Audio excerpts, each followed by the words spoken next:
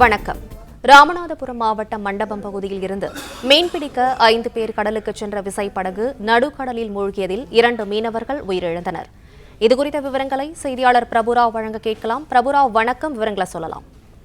நிச்சயமாக மீன்பிடி தடைக்காலமானது நேற்று நள்ளிரவு நிறைவடைந்த நிலையில் நேற்று மதியமே மண்டபம் வடக்கு மீன்பிடி துறைமுகத்தில் இருந்து எந்த விதமான முன்னறிவிப்புமின்றி தடையை மீறி மண்டபத்தைச் சேர்ந்த சுதர்சன் என்பவருக்கு சொந்தமான விசைப்படகில் 5 மீனவர்கள் மீன்பிடிக்க கடலுக்கு சென்றுள்ளனர். அவர்கள் சரியாக மண்டபம் மீன்பிடி துறைமுகத்தில் இருந்து 8 நாட்டிகள் கடல் மைல் தூரத்தில் மீன்பிடித்துக் கொண்டிருக்கும் போது படகின் அடிப்பகுதியில் ஏற்பட்ட உடைப்பு காரணமாக படகு நடுக்கடலில் மூழ்கியது.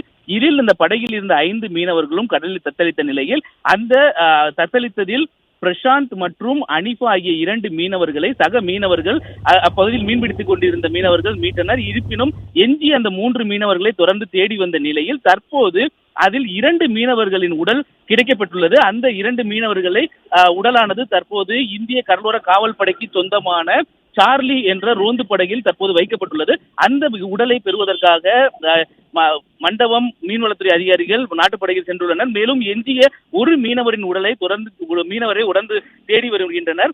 60 நாட்கள் மீன்பிடி தடைக்காலம் முடிந்து மீன்பிடிக்க சென்ற நிலையில் ஒரு 2 மீனவர்கள் உயிரிழந்த நிலையில் மீட்கப்பட்டுள்ளது. மீனவ கிராமங்களில் பெரும் சோகத்தை ஏற்படுத்தியுள்ளது.